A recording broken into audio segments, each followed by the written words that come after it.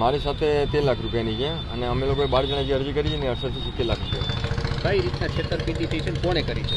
ફિરોજ મુલતાની, પછી નીતિન જગતિયાની, મકસૂદ સૈયદ, અમિત મનુભાઈ મુલતાની અને અઝરુદ્દીન મુલતાની. પોલીસ પાસે માંગણી કરી છે કે વહેલા તકે મારા પૈસા પાછા આવી જાય અને આવું બીજી વાર કૃત્ય થાય નહીં એવું પોલીસ પ્રશાસન એક્શન લે.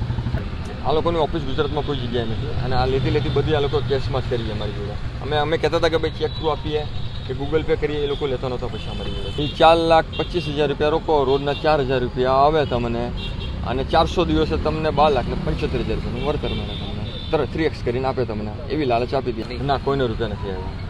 તમે આ લોકોના સંપર્કમાં કેવી રીતે? અમે લોકો લીંબડી સંમેલનની અંદર ભેગા થયા હતા અમને લોકોને, અને અમારો સમાજ છે, અમે પણ મુલતાની છે ને એ મુલતાની છે, એટલે અમે લોકો સંપર્કમાં એ રીતે એ લોકો લાલચ સમજાય કે પૈસા જલ્દી બનાવવાની સ્કીમ અમારી જોડે સારી આવી છે.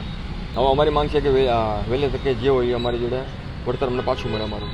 રાજકોટ શહેર પોલીસ પાસે એક મુલતાની મોહસિનભાઈ નામના અરજદારની એક અરજી રિસીવ થઈ છે, જેમાં એમના આક્ષેપ બ્લોક ઓરા નામની કંપની અને એમના 5 જે માલિક છે એમના વિરુદ્ધ આક્ષેપ છે. આખી હકીકત એવી છે કે એમાં ફરિયાદી પાસેથી ક્રિપ્ટોકરન્સીમાં રોકાણના બહાને પૈસા લેવામાં આવ્યા હતા અને પછી એમને પૈસા પરત નહીં કરવામાં આવ્યા અને તમામ કંપની બંધ કરીને આરોપી જે છે અહીંથી જતા રહ્યા છે. તો એમના આરોપીઓ વિરુદ્ધ સુરત શહેરમાં ડીસીબી પોલીસ સ્ટેશનમાં પણ ગુનો દાખલ થયેલો છે અને હાલમાં આ બાબતે તપાસ ચાલુ છે કે આ બાબતે નવો ગુનો દાખલ કરવાની જરૂર છે અથવા આરોપી સાથે એક જ બનાવ જે બન્યો છે, જે સુરત શહેરમાં બન્યો છે, આ જ બનાવ છે. તો આ બાબતે તપાસ હાથ ધરવામાં આવી છે.